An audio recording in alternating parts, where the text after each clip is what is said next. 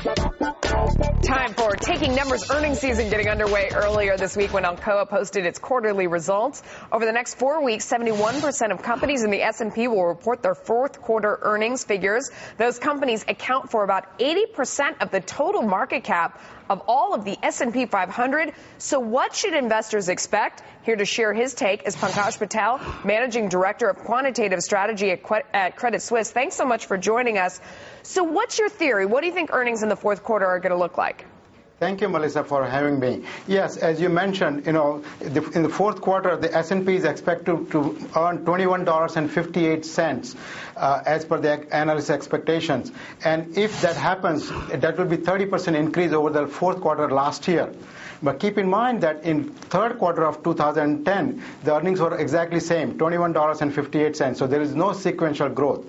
However, before the third quarter started, the earnings were or the final number for the earnings for the S&P third quarter was 5% higher than the beginning of the quarter.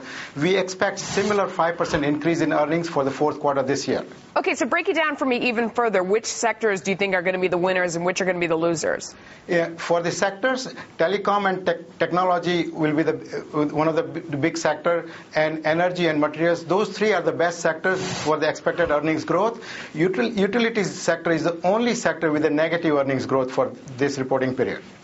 So, I mean, this isn't what you're saying is in line with what a lot of other people are saying. Do you think that there's going to be any surprises in there?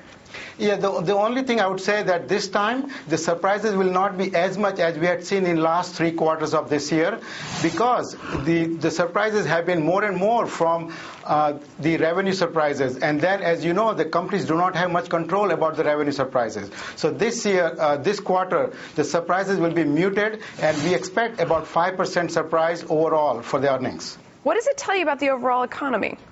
Overall economy is, we all know that, the economy is kind of moving along steadily, and we are expecting a 5% growth for the economy, and that will be reflected in the earnings for the S&P 500 companies. 5% growth. I mean, that is above consensus. Where do you see that?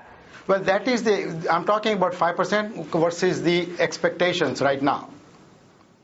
Okay. And so what's the bottom line? What's the takeaway for investors? The takeaway for the investors is keep an eye on telecom and technology, materials and energy sector, because those are the 3 sectors with the highest growth, and also expect 5% growth or surprises by the companies, and most of these surprises will be coming from the top line growth versus the bottom line growth.